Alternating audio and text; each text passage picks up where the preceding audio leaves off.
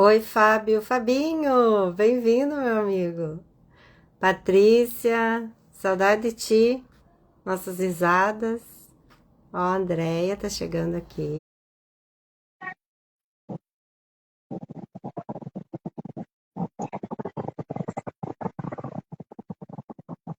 Oi, Olá, não boa tô, noite. não tô te vendo. Peraí, vamos ver aqui então, o que que eu vou fazer para a gente poder se enxergar. Acontece às vezes. Dani, tenta entrar, pede para entrar de novo aqui. Rejane, bem-vinda.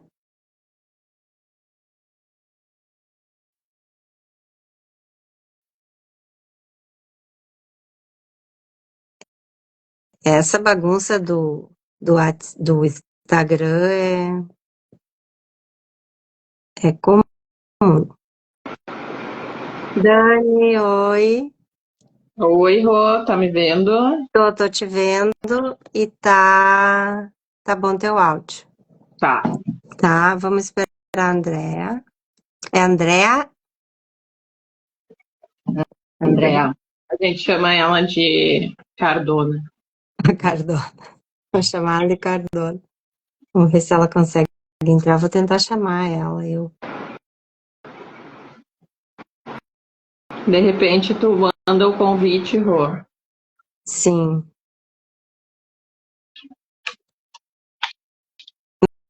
mandei pra ela. Adri, tu tá aí? Tiane, nós vamos ter um carnaval em maio. Precisa de fantasia, Dani, me ajuda. Ai, ai, a Adri tá organizando um carnaval aí de 10 anos da filha. Antonella, que é bem amiga do Caetano.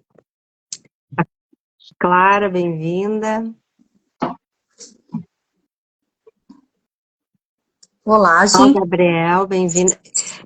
André, a gente não tá te vendo, mas É verdade. Eu não sei, eu já tentei aqui, entrei tua novamente. câmera não tá tapada com alguma coisa escura ou...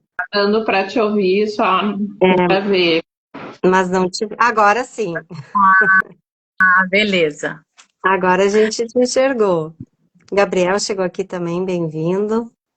Então, eu queria agradecer por vocês estarem aqui hoje. Ó, a Dai chegando também.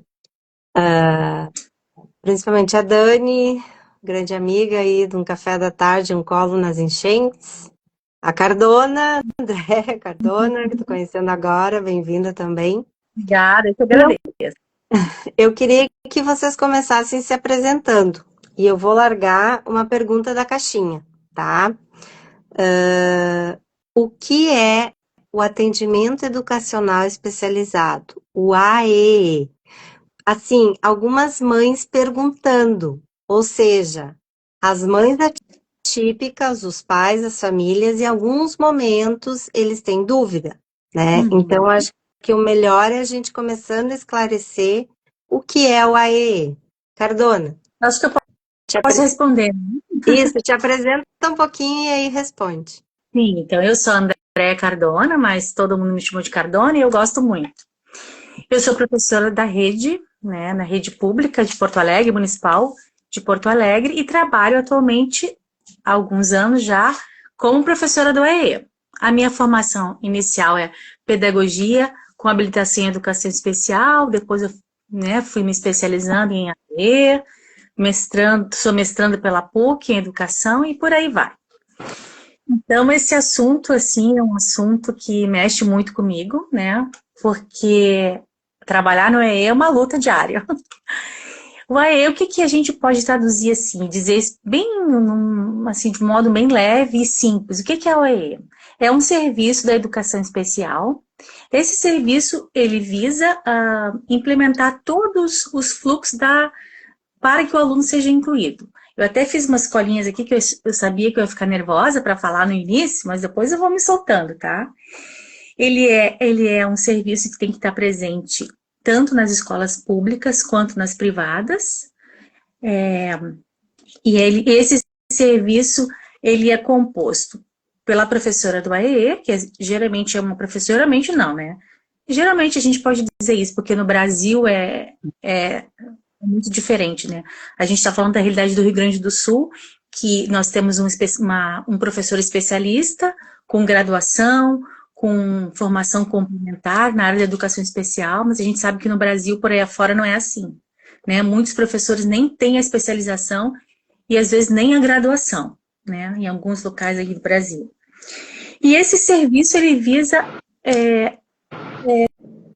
quebrar barreiras, né? Tornar a educação inclusiva, acessível, trabalhar pela equidade, que a gente sabe que é diferente da igualdade, né? E, enfim, acho que basicamente eu posso dizer que é isso. Tá. Dani, dentro da educação inclusiva, como tu vê a atuação do AE na escola? Então, boa noite, meninas. Também vou começar me apresentando. Eu sou a Daniele, também sou professora da rede aí municipal há 11 anos. Estou assessora na secretaria. Sou mãe de 3 crianças com autismo. E, na verdade, a minha fala em relação ao AE vem muito da minha experiência, né, como mãe, a partir deste ano, né, os gêmeos, então, eram já alunos da rede desde o berçário, mas em uma escola parceira, né, da educação infantil, onde a gente, embora a nossa legislação tem a previsão do AEE já desde o início, né, da educação básica, a gente não observa, na realidade, assim, na educação infantil, esse serviço estruturado da mesma forma como no ensino fundamental. Então, eu não tinha essa experiência, assim, eles estavam numa escola muito bacana, acho que fizeram dentro das possibilidades, assim, de uma escola parceira, assim, que tem toda uma outra configuração. Acho que as gurias fizeram um trabalho bem legal. Mas a minha experiência, então, agora é de ter, então, os meus filhos sendo atendidos, né, por esse serviço dentro da rede, inclusive, né, pela Cardona, que está aqui, e eu achei o trabalho dela fantástico, e por isso a gente foi conversando e pensando nessa possibilidade. Eu vejo, assim, o quanto esse trabalho é rico, né, e o quanto pode auxiliar de fato, né, ou assim, na inclusão, né, porque é um trabalho pensado, né, especificamente para isso, que vai ter aquele olhar de forma singular para aquela criança, assim, quais são as barreiras ali na escola que aquela criança está tendo, né, sempre nesse olhar de pensar na questão da acessibilidade, porque a gente costuma falar muito, né? São autismos, né? Cada um tem, né, a turma dos gêmeos, eu sei que tem outras crianças e cada um tem as suas demandas, né? Então eu vejo que o AE trabalha nesse sentido, assim, de pensar nessa questão, assim, de, não digo assim, o ideal seria eliminar, mas que a gente possa cada vez, que essas crianças tenham cada vez menos barreiras para estar, né, na escola, que a gente não tenha mais a escola só pensando na questão do acesso, mas também na permanência, no aprendizado, né? Então, estar na escola da sua forma e realmente aprendendo, né? Então, nesse sentido, eu acho que é fantástico o trabalho do AE, e eu queria que todas as famílias pudessem ter, assim, essa oportunidade de ter um serviço de qualidade, e, enfim, é mais ou menos por aí, Rô. Tá.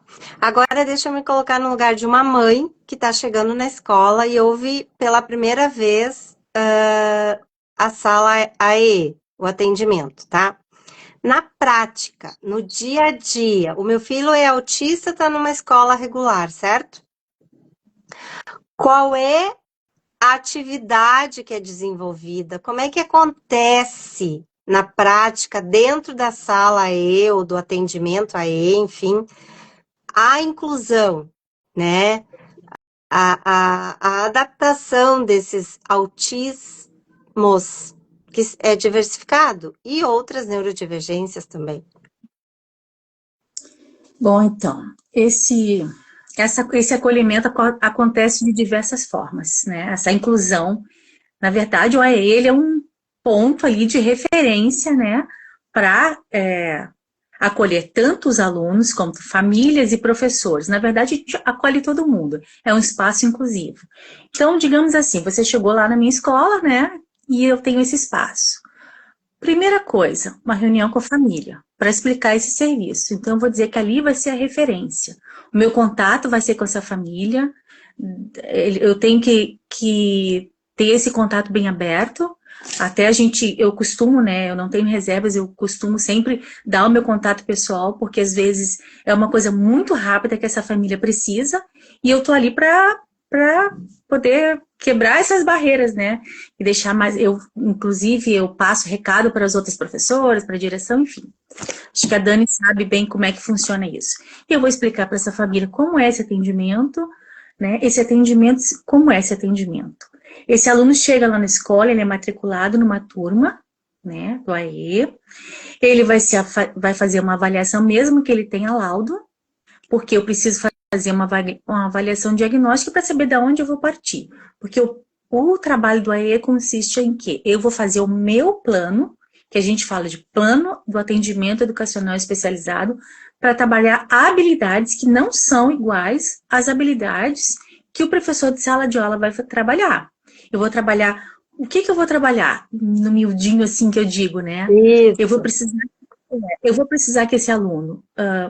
às vezes um aluno não tem nem a habilidade de estudante que a gente diz, de sentar, de prestar, de olhar o quadro, de transpor o quadro para o caderno. Então, isso que eu vou trabalhar dentro da sala do AEE. E aí tem o PEI, o famoso PEI, que a gente até provavelmente vai falar sobre isso. Eu ia perguntar, que foi uma pergunta que chegou. O que é o PEI e o PDI? Qual é a diferença?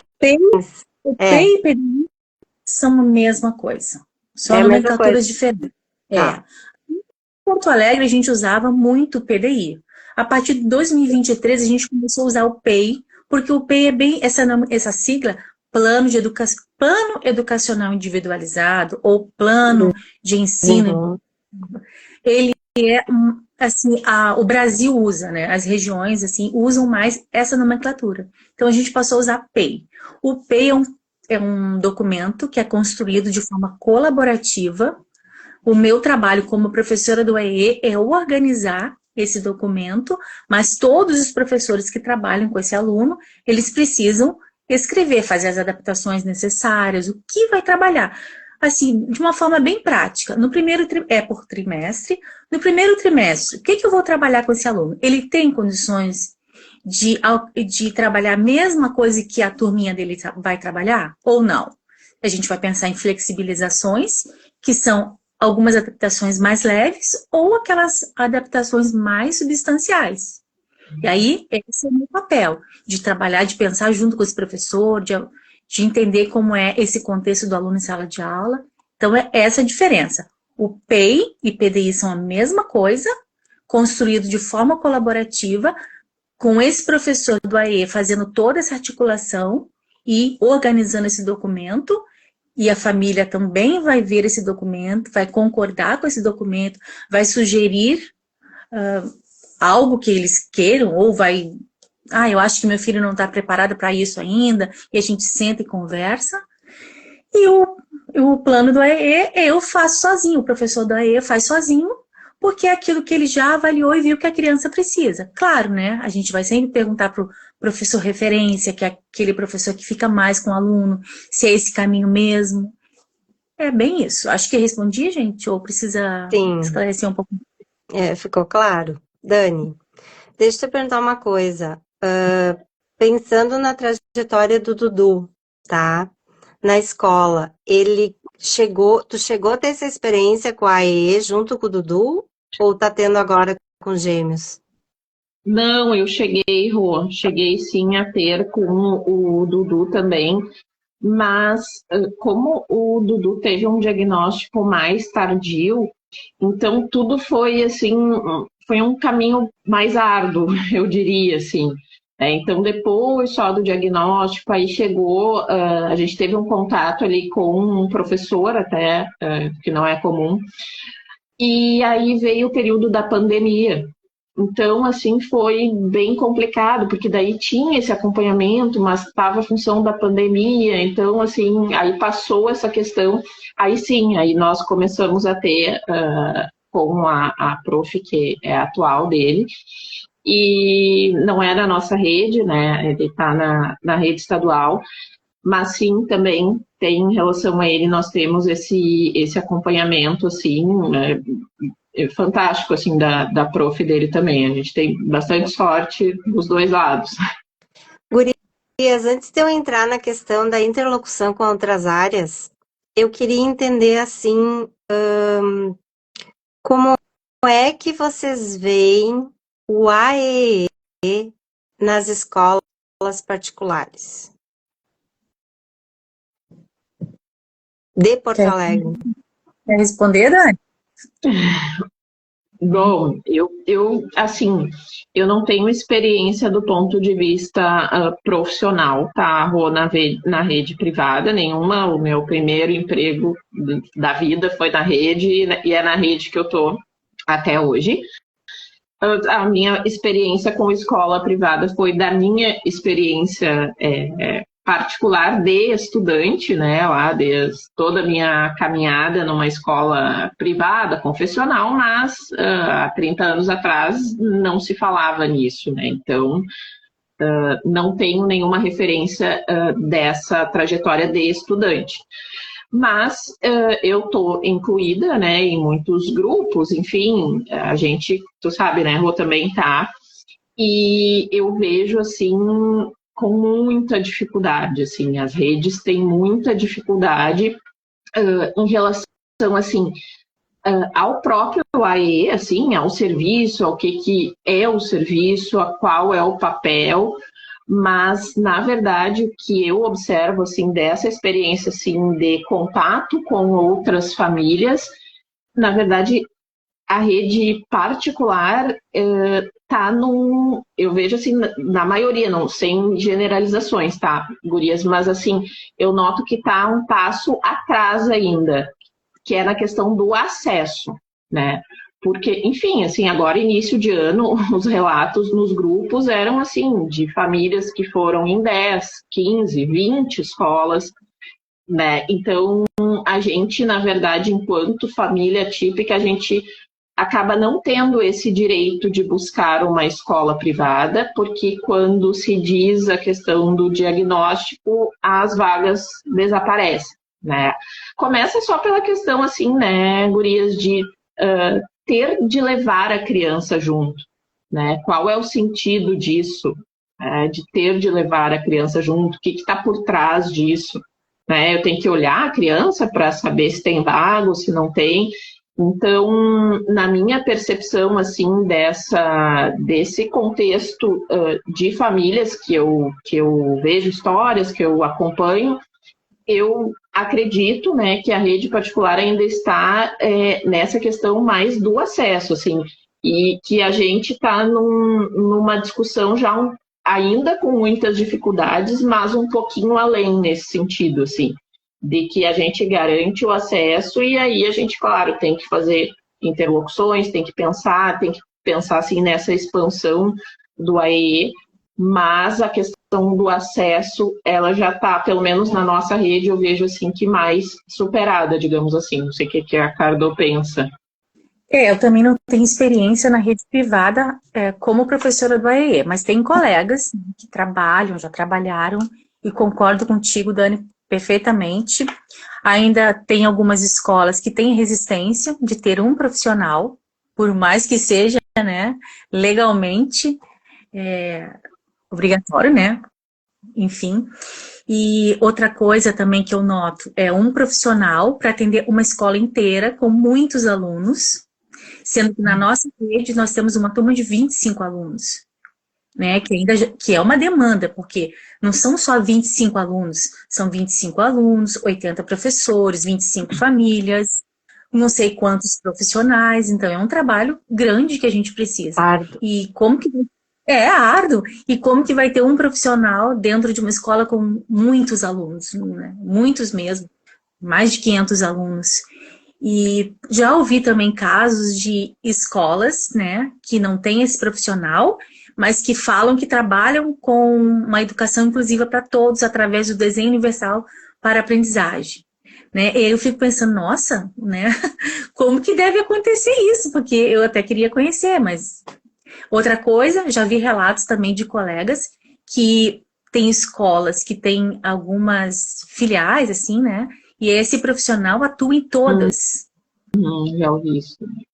E aí fica muito complicado, não acredito, assim, que esse trabalho possa ser efetivo, um profissional tendo que ficar em várias escolas por semana. A gente ficando ali 40 horas, né, semanais, já é complicado, porque demanda muito.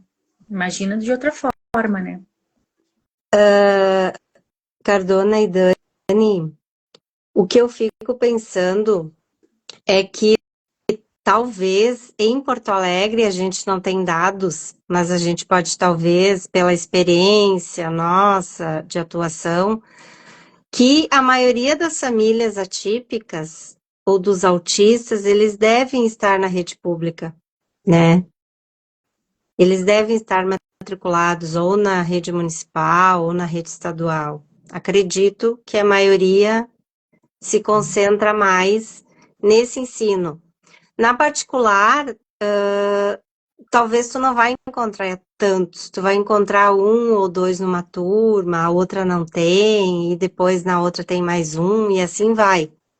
Porque acontece justamente isso, né? Eu não tenho conhecimento, eu não tenho recursos, eu não posso atender teu filho, né? Então, melhor tu se retirar da escola, essa escola não é para ele.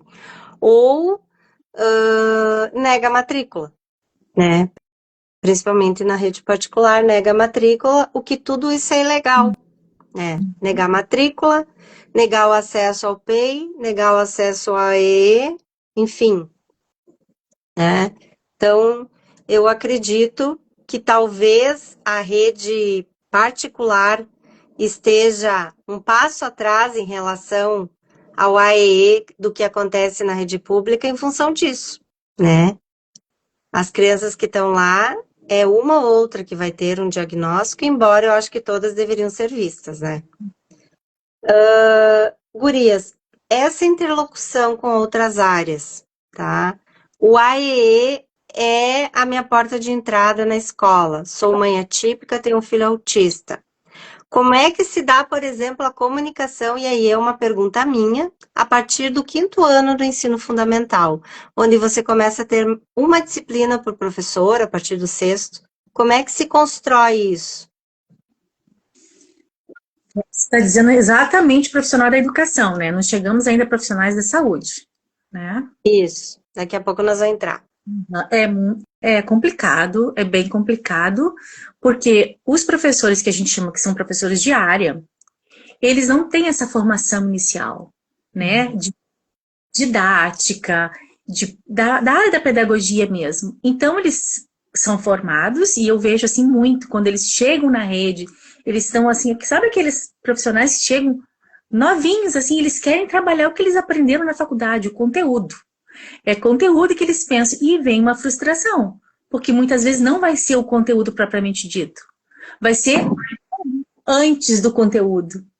E aí, para a gente montar o PEI, para eles entenderem esse processo de inclusão, é muito difícil, assim, é um passinho, é um dia de cada vez, com muita dificuldade, falta formação dentro das universidades, por incrível que pareça, né? Claro que cada um é responsável pela sua formação continuada, mas eu vejo que dentro das universidades ainda falta muito esse universo assim, de realidade, sabe? Porque ainda é uma utopia que eles pensam que vão encontrar nas escolas. Eles se assustam, e aí a gente, né, até que eles entendam, até essa própria questão da alfabetização.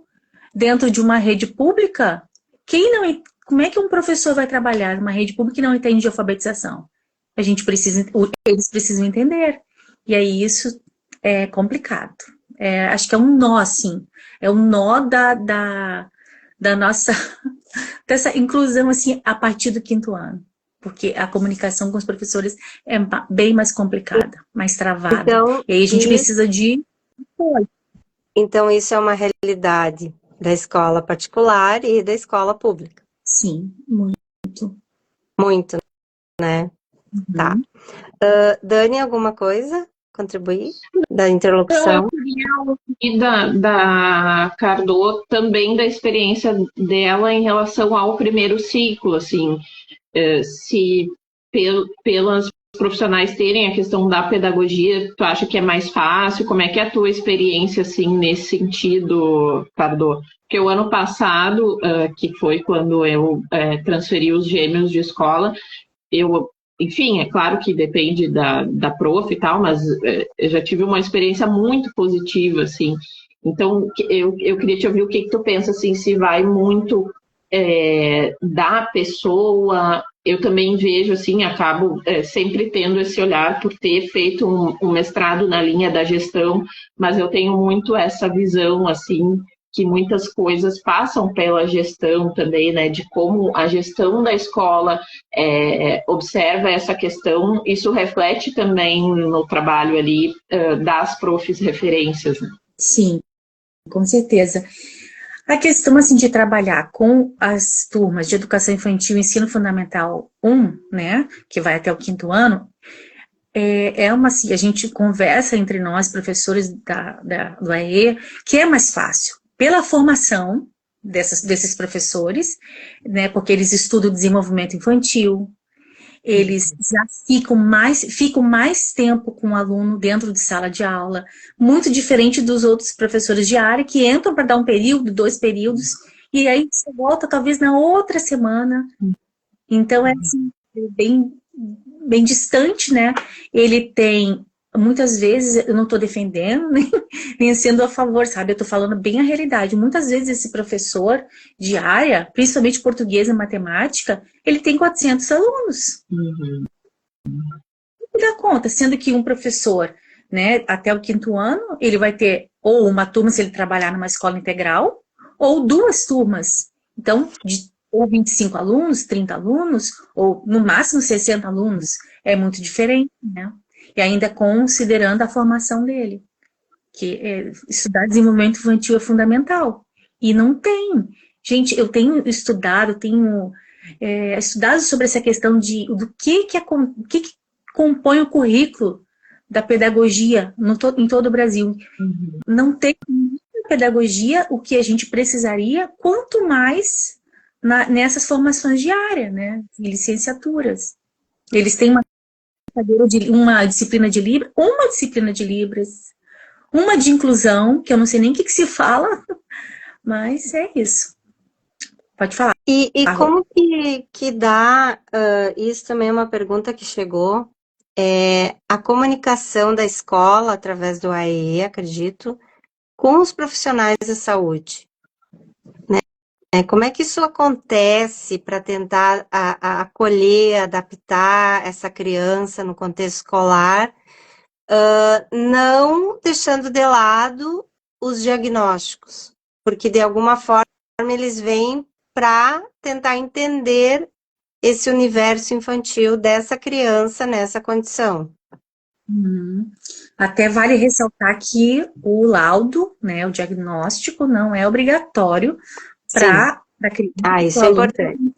Frequentar o AE. A gente tem lei, né, tem uma nota técnica de 2014 que garante que a criança pode ser avaliada, né, pela professora do AE, pelo professor especializado, e ele tem garantido a sua vaga ali naquela turma e esse atendimento.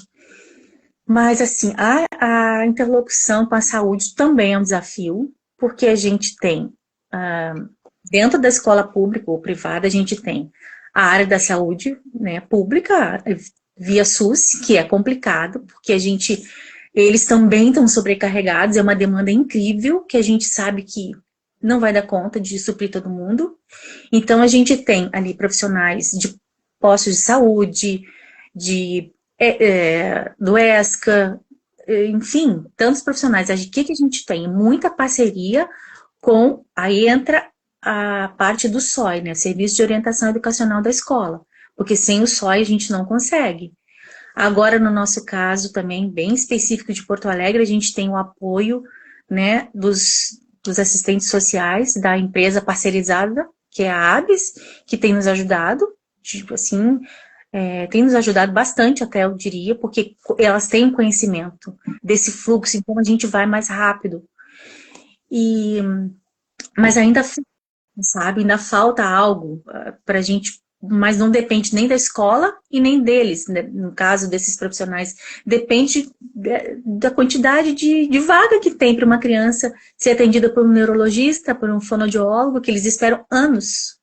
E aí temos também o outro lado de algumas famílias que têm plano de saúde.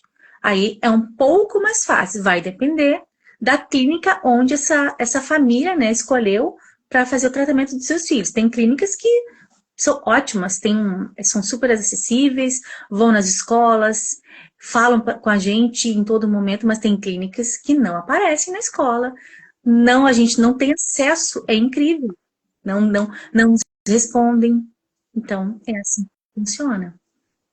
Aí fica complicada aquele tripé escola, família e terapeutas funcionar, né? Eu sei pela experiência da escola particular dos meus filhos, que a gente estava numa escola, eu sempre conto essa história, que eles não puderam continuar com o meu filho mais velho e só faltou dizer assim, se retirem, né? O meu filho mais novo, a gente começou a olhar outras escolas e ele cismou com uma escola lá que iam cuidar do humano, não sei o quê. E eu fui lá, a gente foi lá, e aí passou um tempo, eu voltei a falar com eles de novo, eu digo, ó, ele já tem um diagnóstico, tá? E ele tá seguindo com um neuro, e eu vou investigar mais coisas, porque eu acho que tem mais coisas. Não, vem que a gente vai ter monitor, a gente vai acolher, a escola tá começando, vamos começar junto, e foi mais ou menos assim o que aconteceu. E eu lembro que no início, no primeiro ano, principalmente no segundo semestre, quando chegou o monitor, o meu filho mais velho, ele começou a não se adaptar mais, né? Ele tinha ido até tão bem, assim, de repente apareceu uma pessoa lá que ele tinha direito a ter o monitor, a escola conseguiu, se organizou, a gente já tinha o diagnóstico, e aí ele não se adaptou com aquela figura lá, né? E aí a coisa foi que aconteceu uma reunião da direção da escola com os terapeutas e nós, né? E a coisa mais incrível que eu conto sempre é que eu vi da diretora, que ela é a diretora até hoje, ela é psicóloga também na escola, é que assim, o Caetano é funcional. O Caetano é funcional. Nós vamos tentar e a gente vai conseguir. Então, assim, a gente tem uma estrada, uma relação com a escola em que todos pegam juntos para atender e fazer a inclusão, tá? Nós não temos um professor específico de AEE, mas eu tenho um diálogo super aberto com a diretora e com o professor regente e com a coordenação pedagógica. Nós fizemos reuniões sempre que necessário, né, junto com a equipe. A equipe vai e tem uma conversa direta, visita a escola, né, e organiza as coisas que precisa, principalmente a psicopedagoga. E essa questão eu lembro bem que o Caetano ele não conseguia ficar na sala de aula, não conseguia ficar na classe. E nós trabalhamos muito num diálogo da escola com o terapeuta na questão das funções executivas, né? Hoje ele é um menino que ele fica na sala de aula, ele não quer ficar para trás. Se ele esquecer uma vírgula, ele quer saber onde que vai a vírgula, tá? Ele tem esse interesse. A gente conseguiu todo esse caminho num diálogo, né? Dos terapeutas conosco e junto com a escola. E sempre que eu tenho alguma questão, eu vou na diretora, né? Converso. E a gente conversa de novo e ela vai atrás e ela organiza, enfim. Esse esse papel de um psicólogo dentro da escola, que ela é também a psicóloga escolar, eu acho fundamental. E eu acredito que muitas escolas públicas, talvez, ou até particulares, não tenham essa figura, porque ela consegue fazer um diálogo entre a saúde e a educação, de alguma forma. Essa psicóloga com essa experiência, esse olhar, né, uma psicóloga escolar. Então, talvez esse profissional, eu não sei, na realidade da rede municipal, se ele existe ou não. Queria saber com vocês. Ele existe. Agora, Pode falar, Dani. acho que agora nas equipes da ABS tem alguns psicólogos, né? Então, acho que esse pessoal está, de certa forma, também auxiliando nessa interlocução. Mas eu queria, Cardo, te ouvir um pouquinho, porque a gente sabe, assim, que na nossa rede em específico, em muitos casos, existe uma resistência, assim, muito grande a essa interlocução com o pessoal da saúde, aí entra a questão dos ATs, né? Eu queria te ouvir, assim, a partir da tua experiência de trabalho em conjunto, de que forma, assim, tu acha que essa interlocução, de fato, contribui, assim, para o avanço das crianças? Porque a minha experiência enquanto mãe, ela é muito positiva nesse sentido, mas eu sempre tenho essa questão, assim, também de pensar no olhar dos colegas, né?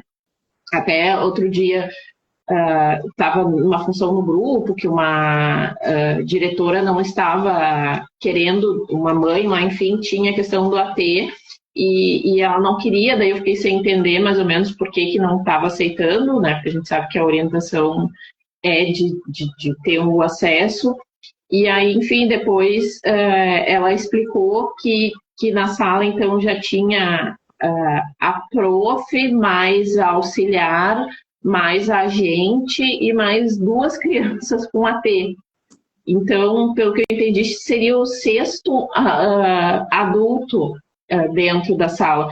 E aí eu me peguei pensando, assim, porque de imediato a gente pensa assim, né, tem que ter o AT, essa mãe tem direito, essa família, enfim. Mas aí eu me coloquei também no meu local de fala de professora, como é que eu ia me sentir com mais 5 adultos dentro da sala, em muitas salas que muitas vezes nem comportam tanta gente, né? Então, quantas coisas a gente tem para pensar ainda de como fazer essas interlocuções da melhor forma. Enfim, queria te ouvir um pouco em relação a isso, assim, como que tu avalia a partir dessa tua experiência de interlocução com as equipes? Antes de responder, falar um pouco sobre isso, eu quero voltar ali no diálogo escolar, que nós temos, tá? Mas não temos na carga horária que seria o suficiente. Por exemplo, ou que não está dentro da escola diariamente, né? Por exemplo, uma escola pequena como a nossa, nós temos essa profissional, que é muito boa, por sinal, mas ela está meio turno, dia por semana. Então, assim, eu passo os casos para ela, terminou, ela tem que ir embora. Se não dá, se ela fosse todos os dias, eu diria para ti que ia ser muito bom, porque ela tem uma experiência, a outra também que já foi da nossa escola, atendimento, dando esse apoio para a nossa escola, também era muito competente. Mas o problema é que a carga horária é muito pequena, então não dá, não tem nem como avaliar, porque é muito pouco. E agora, sim, sobre a questão dos ATs, né? É a minha primeira experiência trabalhando com esses profissionais. Eu nunca tinha trabalhado com ATs. Eu sempre tinha trabalhado com monitores, estagiários, que são pessoas que têm ali monitor de ensino nível médio, né? Alguns têm graduação, enfim, mas não tem uma formação específica. Estagiários da nossa rede são aqueles alunos que são graduandos na área de licenciatura que vêm, né, para agora na área de licenciatura, mas antes até poderia ser de qualquer graduação. Mas eu já tive estagiário de qualquer graduação, entre aspas, né, de uma área que nem era da educação, que já foram muito... Essa, por exemplo, me lembrei de uma que eu tive que foi maravilhosa. Mas eles vêm sem experiência nenhuma e a gente tem que dar essa formação ali para eles no dia a dia. E o AT é outro tipo de profissional. Ele já tem uma formação mais sólida, até porque ele está vinculado a uma clínica. Então, eu tô assim, eu também tive sorte, assim como tu tivesse, Tânia, eu também tive uma sorte de trabalhar com esses profissionais maravilhosos. Nós temos 3 na escola que são muito bons. E o que eu fico observando? Que eles vêm com um programa, né, da clínica, para tentar generalizar o que eles estão trabalhando na clínica no ambiente escolar, nos outros ambientes. Para mim está sendo muito positivo, porque é um profissional que eu não preciso estar tendo que treinar, né? Tempo para eu poder fazer outras coisas, porque é um profissional que já vem treinado da clínica. Já vem claro, ajuste já vem pronto. Ajuste a gente precisa fazer sempre, porque trabalhar com pessoas é assim, né? Então a gente ajusta aqui, ajusta ali, mas é mais tranquilo, mais leve. Então a minha experiência está sendo muito boa. Eu sei que tem gente, outros colegas que têm resistência, até porque não tiveram a sorte que eu tô tendo, né? De ter profissionais que não são legais, que não estão assim envolvidos com aquele, que na verdade eles são os pacientes, né? Não estão envolvidos com aquela criança. Mas no meu caso, eu tô muito satisfeita, muito mesmo. Se eu pudesse ter muitos ATs na escola, e aí ainda entra essa questão, né? Que realmente é muito complicada. As salas de aula de escola pública não tem tanto espaço. Eu não sei das particulares, acredito que não tenha também para ter 6 Também não pessoas. tem, assim, gente, depende da sala. Porque, assim, ó, tem algumas turmas que já tem, sei lá, 18, 20 alunos e um AT ou um monitor já lotou a sala. Uhum. E aí fica difícil, né, trabalhar com tanta gente na sala de aula. Eu nem sei como seria. Imagina a gente dando aula com um monte de gente assim na sala, né? Não tem nem espaço. E ainda temos agora também na rede os agentes de inclusão, que também são profissionais de ensino médio, né?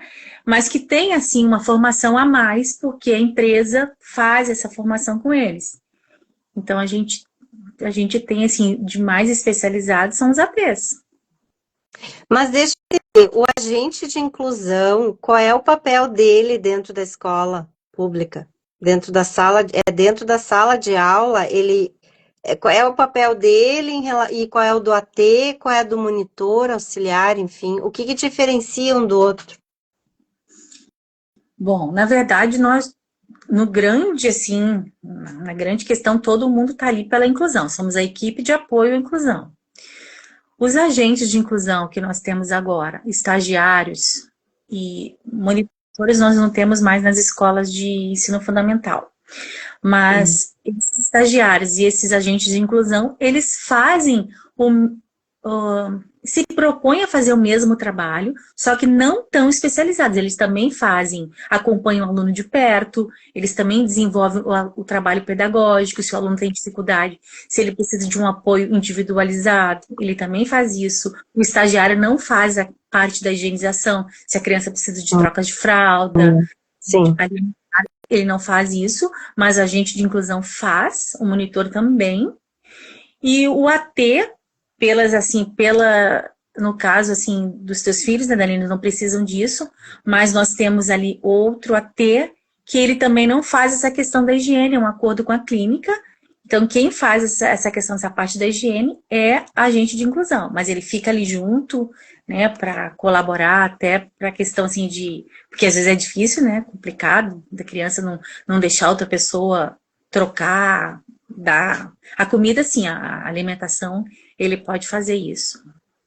Eu acho que, no fundo, assim, sabe, gente, falando assim, bem na prática, o trabalho é o mesmo, só que os ATs, eles fazem esse trabalho mais especializado, porque eles têm essa bagagem, eles já vêm também com um programa pronto, eles têm uma supervisão, então eles têm ali, né, essa questão, isso que tu vai trabalhar com teu paciente lá na escola é isso, isso e isso, então eles têm objetivos claros, enquanto esses outros profissionais não têm esses objetivos claros. Eles têm um PEI, mas é bem diferente de um PEI da clínica. Então, funciona mais o AT. na escola, no meu ponto de vista.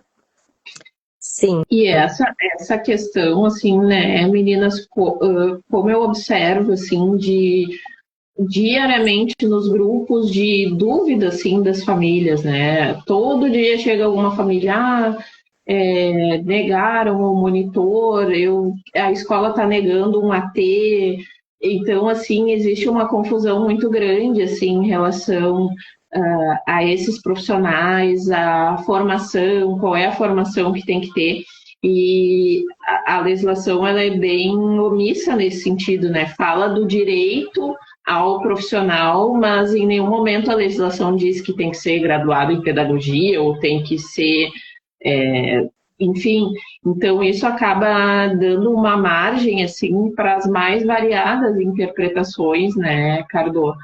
Então, muitas vezes as famílias chegam achando que é uma coisa, solicitando para a escola, que não é bem assim. Também tem a questão que eu observo, assim, fazendo mediações com as escolas privadas, em relação à questão da exclusividade, né, que muitas famílias acabam, às vezes o médico diz, ou às vezes a família tem esse entendimento da necessidade de um profissional exclusivo para aquela criança. Daí chega na escola, a escola diz que tem um profissional, mas é da turma, por exemplo. Daí a família não aceita, e aí começa, assim, essa dificuldade, né?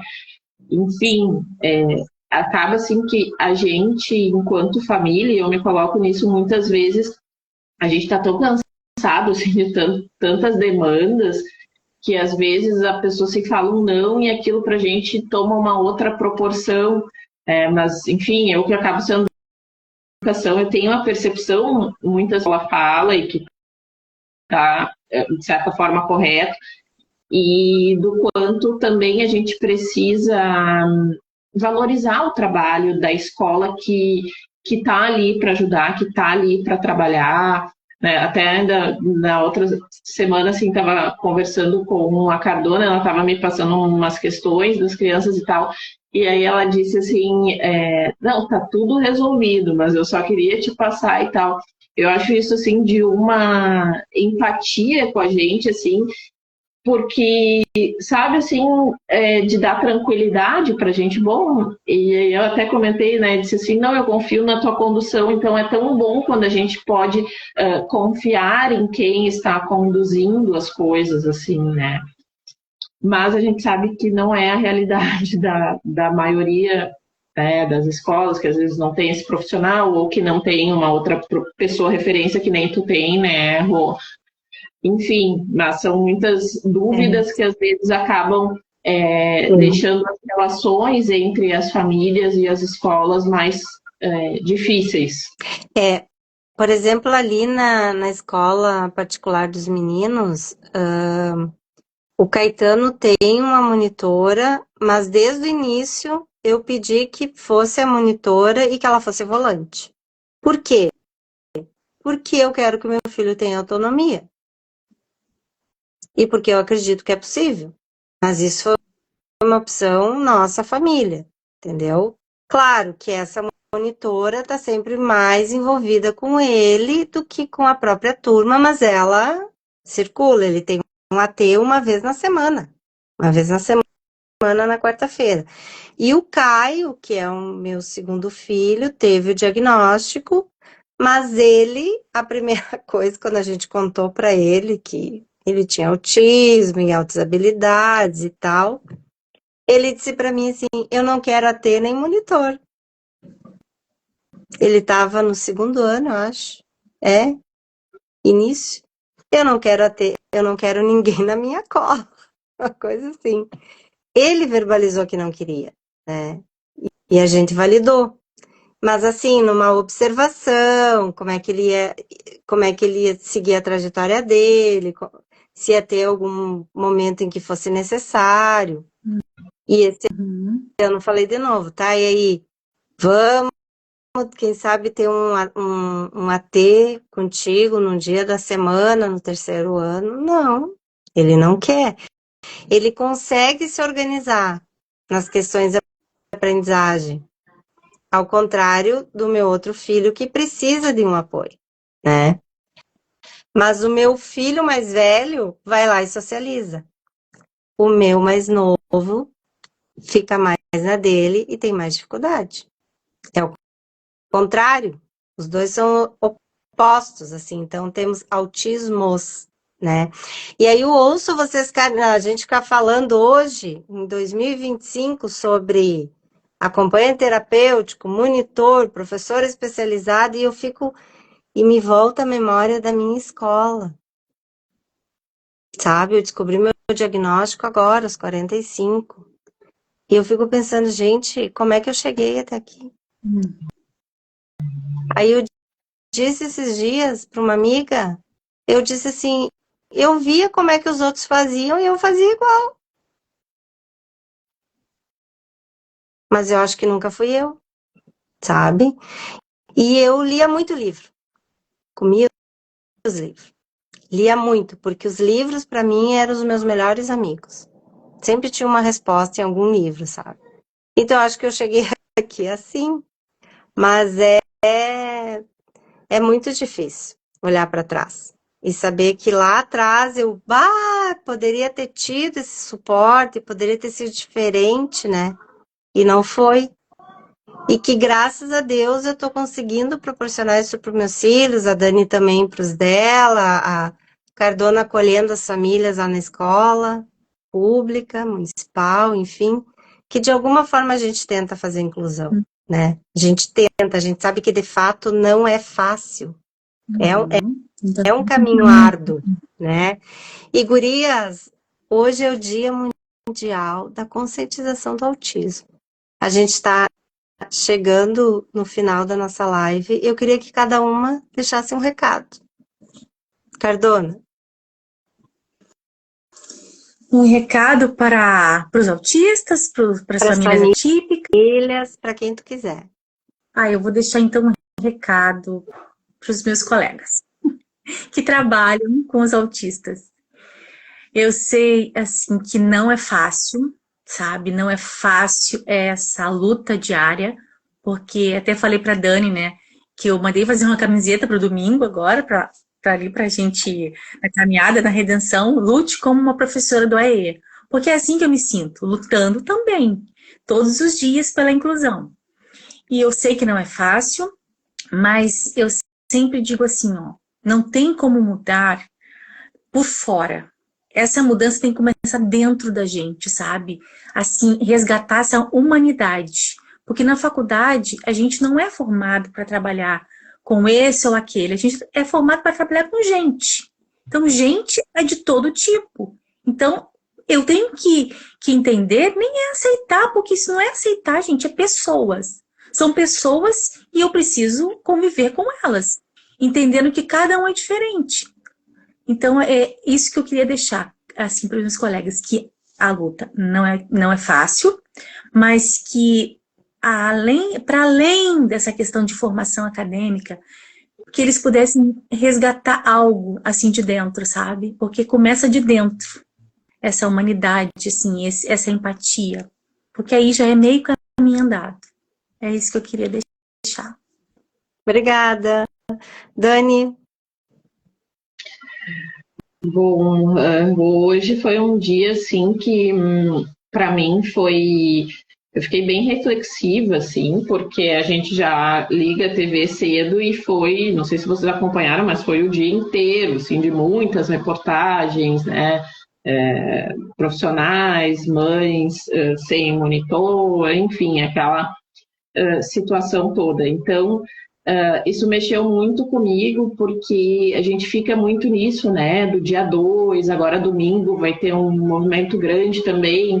Na verdade, todo esse mês ele é muito intenso, assim, né, e assim, e no restante do ano, assim, né, o que se faz efetivamente, né, qual a contribuição da sociedade, o que a gente está tendo de política pública em relação a isso, né? E aí eu trago dois exemplos, né?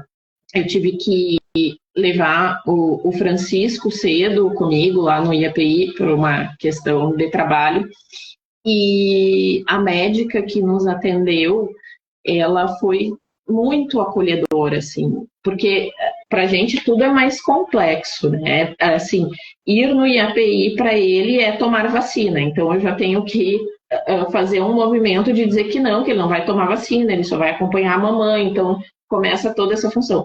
E aí a gente chega e é super acolhido, assim, por uma colega da área da saúde, né? O Francisco tem hiperfoco em calendários, então ele viu um calendário e aí ela perguntou se ele gostava e tal, daí foi lá e foi atrás de um calendário e deu para ele. Então, nossa, assim, e ali ele ficou numa tranquilidade com o tal do calendário, levou para a escola depois, né? Então, assim, para a gente parece tão, para as pessoas isso pode ser tão pouco, mas para a gente isso é tão muito, assim, né? Do ponto de vista de sermos vistas, assim, porque às vezes a gente está tão cansada, tão exausta e tem que estar em todas as frentes, assim.